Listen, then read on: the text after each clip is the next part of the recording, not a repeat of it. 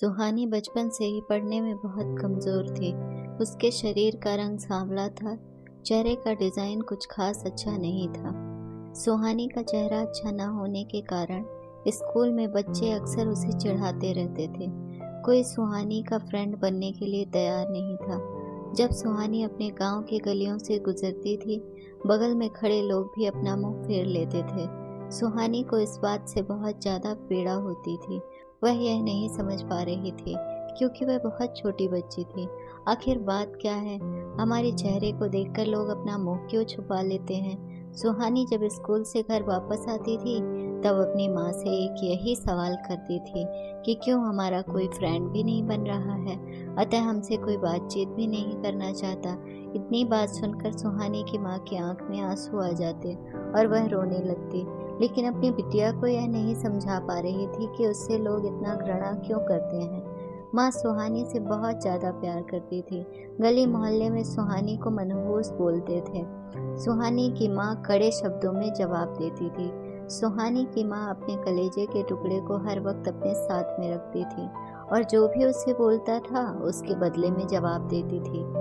सुहानी धीरे धीरे बड़ी हो गई और जीने की एक आदत बना ली, और जो लोग बोल रहे थे उसके पीछे कुछ और सुनने के लिए तैयार नहीं रहती थी। बस अपने काम से मतलब रखती, पढ़ाई करती थी और वापस घर लौट जाती। धीरे धीरे सुहानी बड़ी होती चली गई। अब उसकी उम्र शादी करने लायक हो गई थी। अब उसके पापा लड़का खोजने के लिए एक गांव से दूसरे गांव में जाने लगे, लेकिन जो भी लड़का सुहानी को देखने के लिए आता, वह बिना पसंद किए ही लौट जाता। ऐसा बहुत बार हुआ। अब बहुत दिक्कत होने लगी सुहानी को शादी करने में। लड़का खोजते खोजते सुहानी के पापा भी थक चुके थे।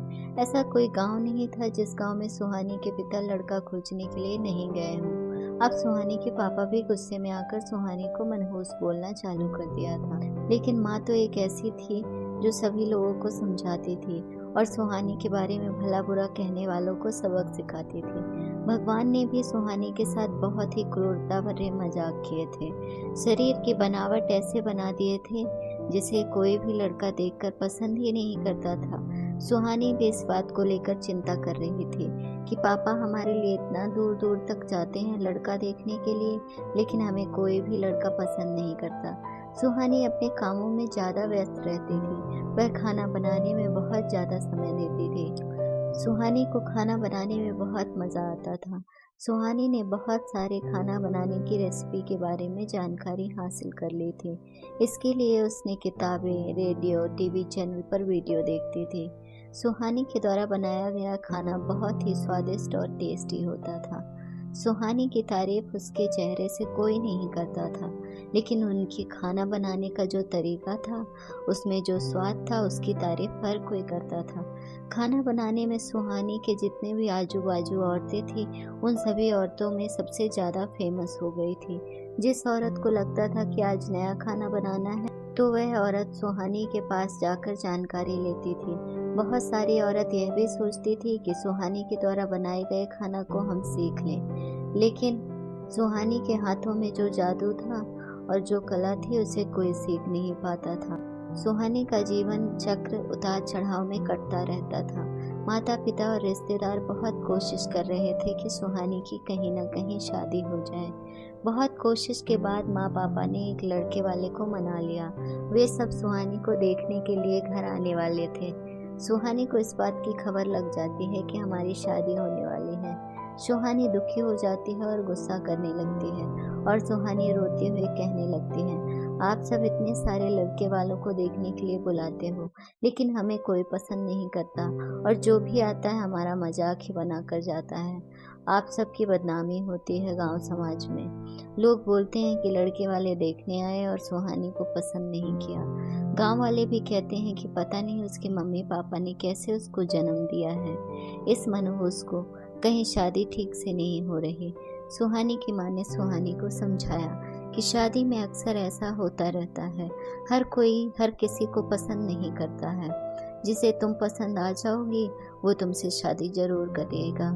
तुम अपना ख्याल रखो, तुम अपने आप पर ध्यान दो। कौन तुम्हें पसंद करेगा या नहीं करेगा, यह तुम उनके ऊपर छोड़ दो। अगले दिन लड़के वाले सुहानी को देखने आने वाले थे, लेकिन सुहानी उसी दिन सुबह से ही सज संवर कर कहीं निकल गई थी। लड़के वाले घर पर आते हैं, लेकिन मम्मी पापा को नहीं पता था कि सुहानी कहाँ गई है। जब लड़की देखने की बारी आती है तो सुहानी घर में नहीं थी।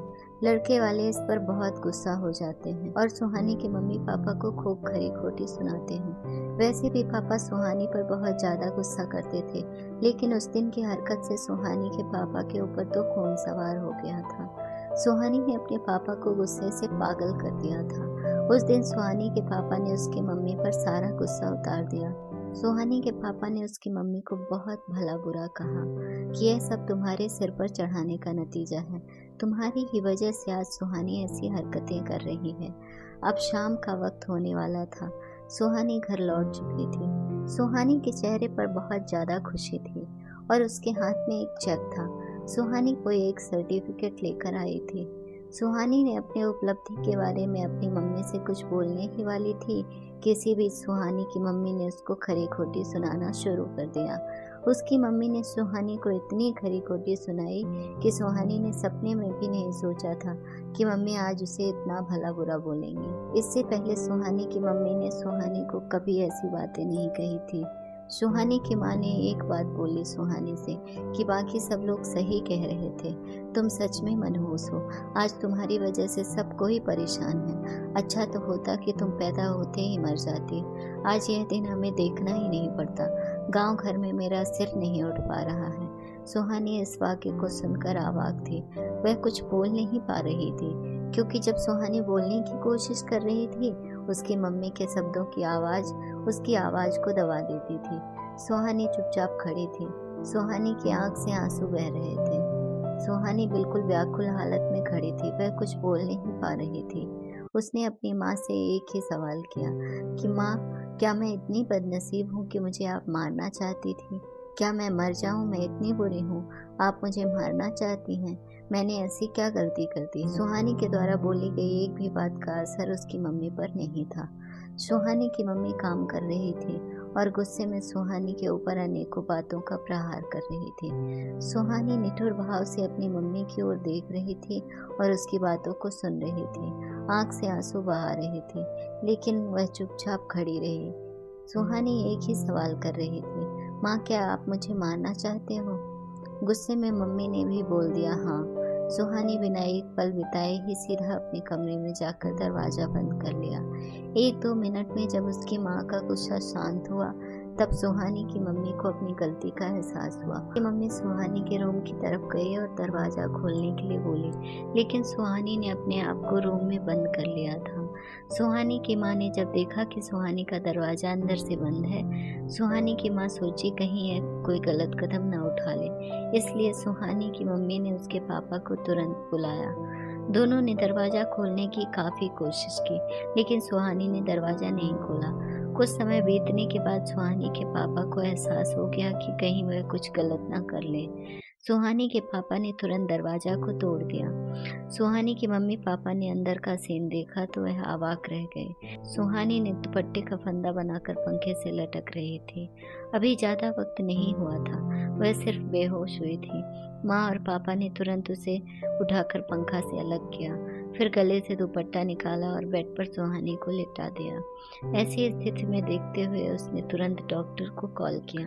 माँ की नज़र अपनी लाडली बेटी सुहानी की मुट्ठी बंधे हाथों पर जाती है। हाथ में एक चिट्ठी थी और टेबल पर पड़ी 50 लाख की चेक मिलती है, जिसमें 5 स्टार होटल में सेफ की नौकरी करने के लिए कंफर्मेशन लेटर था। उसी कंफर्मेशन लेटर को लेने सुहानी बाहर गई थी। कुछ समय के बाद डॉक्टर आते हैं और सुहानी का इलाज करते हैं। डॉक्टर सुहानी का चेकअप करने के बाद बोलते हैं कि शुक्र है लड़की बच गई। कुछ सेकंड की और देरी होती तो आज यह लड़की हम सबके बीच में नहीं होती। सुहानी बेड पर बेहोश अवस्था पर पड़ी थी। डॉक्टर ने बोला कि सुहानी धीरे धीरे कुछ घंटों में ठीक हो जाएगी। मैं दवा लिख के दे रहा हूँ, जिसे आप मेडिकल स्टोर से मंगा लीजिए। माँ और पापा ने उस चिट्ठी को खोलकर पढ़ा, जिसमें कुछ इस प्रकार से लिखा था, मम्मी और पापा, मैं जानती हूँ कि मैं जन्म से लेकर आज तक कोई ऐसा कार्य नहीं किया जिससे आप लोगों को गर्व महसूस हो, लेकिन मैं आपसे बताना चाहती हूँ कि मैं खाना पकाने में नेशनल लेवल कंपटीशन को जीत चुकी हूँ। इसमें मुझे 50 लाख का चेक और प्रथम स्थान मिला है। मेरे द्वारा बनाया गया खाना ऑर्गेनाइजेशन को इतना पसंद आया कि वह मुझे एक बहुत बड़े होटल में बतौर मास्टर शेफ की नौकरी के लिए कंफर्मेशन लेटर भी दिया। पूरी दुनिया मेरे खिलाफ हो, मुझे इस बात का कोई फर्क नहीं पड़ता और ना ही पापा की कड़वी बातें मुझे रुलाती थी। मैं पापा से हर वक्त प्यार करती थी और मम्मी को दिल से चाहती थी। मैं जानती थी कि मम्मी और पापा केवल बाहर से ही सत्य दिखते हैं, लेकिन अंदर से मुझे बहुत ज़्यादा प्यार करते हैं। माँ की ममता और प्यार को कोई क्या बयां कर सकता है। माँ मेरी चाहत है, दुनिया है। पापा की याद मुझे बहुत सताएगी। मैं अब इस दुनिया को अलविदा कहकर जा रही हूँ। मेरी माँ और मेरे पापा इस दुनिया के सबसे खूबसूरत लोग हैं। मैं जानती हूँ आपने कभी न कभी भगवान से प्रार्थना जरूर की होगी कि अगले जन्म में मुझे ऐसी औलाद मत दीजिएगा, लेकिन मैं भी भगवान से प्रार्थना करती थी कि अगले जन्म में क्या 7 जन्मों तक मुझे आप जैसे ही मम्मी पापा मिले, और आज यही प्रार्थना कर रही हूँ। मैं उस भगवान के पास जा रही हूँ जिसके पास आप लोग बहुत पहले मुझे भेजना चाहते थे। चिट्ठी में बहुत सारे इमोशनल बातें लिखी गई थी, जिसे पढ़कर सुहानी के मम्मी पापा के पांव तले जमीन खिसक गई। सुहानी के मम्मी पापा बहुत पछता रहे थे। उनकी आंख से आंसू बहुत गिर रहे थे। सुहानी बेड पर पड़ी हुई थी। उसकी माँ उसके सिर पर हाथ फेर कर रो रही थी। पिता को बर्दाश्त नहीं हो रहा था। वह भी सुहानी के लिए जोर जोर से रोने लगे। अगर आपको हमारी स्टोरी अच्छी लगी हो तो अपने दोस्तों के साथ भी शेयर कीजिए और कमेंट में ज़रूर बताइए कि कैसी लगी हमारी ये कहानी। और हाँ, चैनल को सब्सक्राइब करना ना भूलें।